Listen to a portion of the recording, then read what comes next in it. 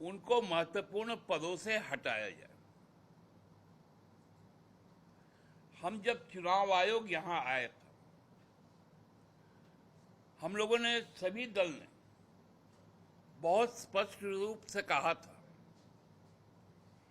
कि 15 तारीख तक हमारे यहां पर कई त्योहार पर्व हैं, जब लोग अपने घर को भी जाते हैं। अभी संथाल प्रोग्राम में सोहराय भी चल रहा है, चित्रगुप्त पूजा भी होना है पूरे राज्य में, छठ है, गुरु नानक देव जयंती है, बिरसा जयंती है, देव दिवाली है। लेकिन साजिशन इस चुनाव को बीच में करवाया जा रहा है, ताकि जो प्रशासनिक तंत्र है उस प्रशासनिक तंत्र को पूरी तरह से पंगु बना दी जाए। क्योंकि इस वक्त में जो चुनाव कार्य में लगे पदाधिकारी हैं, कर्मचारी हैं, वो भी बड़ी संख्या में, और पुलिसकर्मी, जिनके घर में इन तरह के पर्व त्योहार होते हैं, वो सारे लोग छुट्टी लेते हैं। और पर्व त्योहार साल का पर्व है, आदमी के आस्था और विश्वास के साथ जुड़ा है। वैसे समय में पूरे व्यवस्था को, सामाजिक व्यवस्था, आस्था की व्यवस्था, धार्मिक भावनाएं, इन सबों पर कहीं ना कहीं निशाना साधा जा रहा है। दूसरा, चुनाव को संपन्न करवाने में बड़ी संख्या में वाहन का जरूरत पड़ता है। 8 तारीख तक छठ है और पहला चरण का मतदान 13 तारीख को होना है। अब जो भी लोग, बड़ी संख्या में आप देखेंगे कि जो पहला चरण का चुनाव जहां हो रहा है, जमशेदपुर और रांची, बड़ी संख्या में लोग बिहार और यूपी में जाते हैं और वहां जाकर घर परिवार के साथ छठ मनाते हैं। अब वाहन रोक लिए जाएंगे तो वो वापस आएंगे कैसे? ये सारे तकनीकी चीजों को दरकिनार करके केवल और केवल किस प्रकार भारतीय जनता पार्टी को मौका मिले, एक मुख्यमंत्री अपने राज्य को छोड़ के दिवाली भी यहां बिताता है। हमारे साथ हमारे गठबंधन के भी लोग हैं, ये भी अपनी अपनी बातें कहेंगे और उसके बाद यदि किसी का कोई सवाल होगा स्पेसिफिक किसी से, तो वो आप लोग जरूर पूछ लेंगे। मैं भारतीय राष्ट्रीय कांग्रेस के दीपू जी से कहूंगा कि वो अपनी बात को रखें। नमस्कार,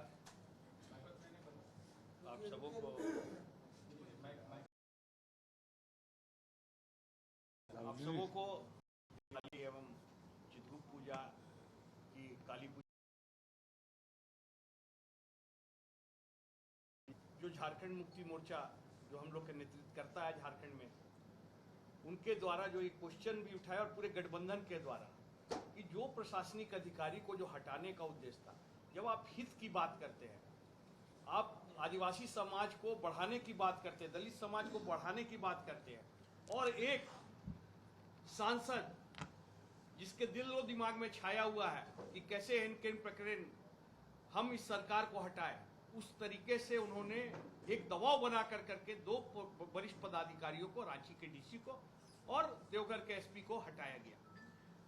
हम लोग को लगता है ऐसा है, जैसा सुप्रिया जी ने भी ठीक सही कहा, कि कहीं ना कहीं इलेक्शन कमीशन पर बहुत बड़ा प्रश्न चिन्ह लग रहा है। लोग सोचने लगे, लोग समझने लगे, समाज सोचने लगा, समाज समझने लगा।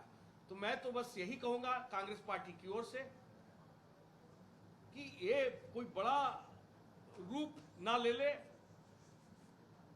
हमको ये समझ में आता है कि चुनाव की प्रक्रिया जो है, चुनाव की प्रक्रिया के तहत ही चलने दें।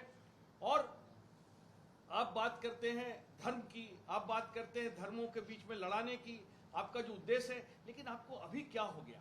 हम लोग इलेक्शन कमीशन में सारे दल के लोग ने 15 तारीख के बाद चुनाव का डेट रखने की बात कही। Congress party, JMM, RJD, communist और जो लोग भी गए थे, इवन बीजेपी भी।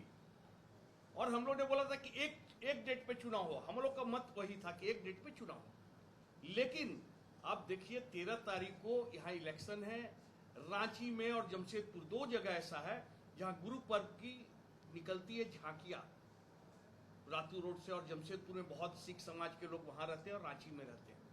आप किस धर्म की बात कर रहे हैं? आप किस धर्म के साथ ये तो बताइए। छठ जैसे पूजे को आप जो है दिवाली जैसे पूजे को, हमारा सब जितना पूजा का है उसमें आप इलेक्शन के लिए लोग को लगाए। लोग को कोई मतलब नहीं है। इलेक्शन का एक बहुत महापर्व है और इलेक्शन में हम निकलते हैं अपने मताधिकार को उपयोग करने के लिए और हमारा सोच को देते हैं। वोट किसको देते हैं? हमारा सोच बताता है। आप उस सोच को भी मार रहे हैं। तो मुझको ये लगता है बहुत गलत प्रक्रिया भारतीय जनता पार्टी के द्वारा कराया गया है। इलेक्शन कमीशन को बोलने के बाद भी हमको ये समझ में आता है कि ये वाले लोग उनके खिलाफ जाता है और आप उनके हक पर चोट किए हैं। ठीक ही इन्होंने बोला कि 8 तारीख तक छठ है, जो लोग जाएंगे 12 तारीख को, 13 तारीख को यह मताधिकार है। हम लोगों ने जाकर के उनको कहा भी था कि आप बढ़ाइए डेट, कम से कम 13 की जगह 17 कर दीजिए, 18 कर दीजिए, लेकिन कोई नहीं हुआ। उनको क्या सोच है नहीं मालूम है। हमको यही समझ में आता है कि भारतीय जनता पार्टी नीति की जो सरकार जो चल रही है केंद्र में, वो कहीं ना कहीं इलेक्शन कमीशन को प्रेशराइज कर रही है कि कैसे भी आप Jharkhand Mukti Morcha led government, Congress led government और सारा आरजेडी गवर्नमेंट जो यहाँ पर बनी है, उसको इन के पकड़ पूरे हटाने की जो लगी हुई ताकत। कैसे हेमंत सोरेन जी को उन्होंने अरेस्ट करवाया, बेदाग होकर के नहीं, लेकिन उन्होंने बेल दिया कोर्ट ने, बहुत सारा कोर्ट किया कोर्ट ने। तो ये सब बातें भी आम आदमी समझ रहा है और आज ये समझ गया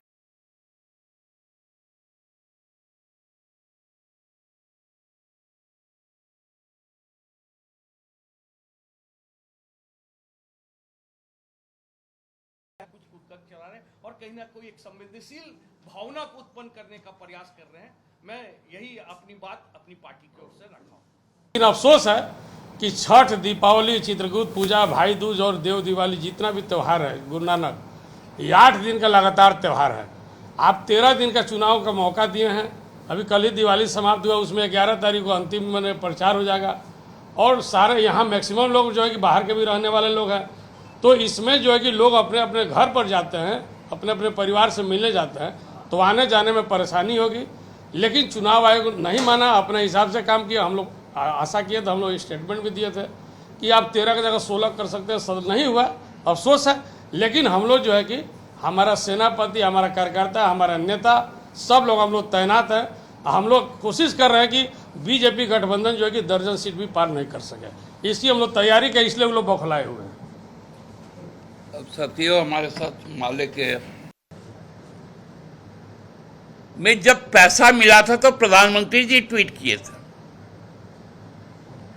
माननीय प्रधानमंत्री जी, आपका एक कार्यकर्ता के स्कूल में एक प्रखंड में खर्च करने के लिए यदि 1.25 करोड़ रुपए है, तो इस राज्य में आपके कितने हजार करोड़ का चुनावी बजट है? ये सवाल भी हम लोगों का आज भारतीय जनता पार्टी से है कि बाबूलाल जी को और हेमंता जी को यह स्पष्ट करना चाहिए ये पैसा भाजपा ने किस काम के लिए, मदन सिंह नाम का उनका सक्रिय कार्यकर्ता, आजीवन सदस्य, उनका पदाधिकारी, उनके वहां रखा था। ये बातें हेमंता जी को आज बताना चाहिए। धन्यवाद। कोई सवाल हो? दादा, प्रधानमंत्री के कार्यक्रम को लेकर सरकारी कर्मियों की छुट्टी जो है वो रद्द करने की बात आ रही है सामने। अब बताइए ना, अब त्योहार पर्व को भी अब सब नाश करने पे तुला हुआ। अब चुनाव के लिए आ रहे, कोई देश सेवा के लिए नहीं आ रहे। कोई आकस्मिक चीजें यहां नहीं हुई हैं कि प्रधानमंत्री जी का दौरा हो रहा है। वो तो भाजपा के स्टार प्रचारक होकर आ रहे हैं। उस वक्त में राज्य सरकार के लोगों का को डिप्राइव करना, ये कहां तक जायज है? ठीक है, उनके सुरक्षा में किसी भी प्रकार की चूक नहीं होनी चाहिए, लेकिन भारतीय जनता पार्टी के स्टार प्रचारक के रूप में उनके लिए हर सुविधा उपलब्ध हो, यह भी सही नहीं। ये लेवल प्लेइंग ग्राउंड नहीं है।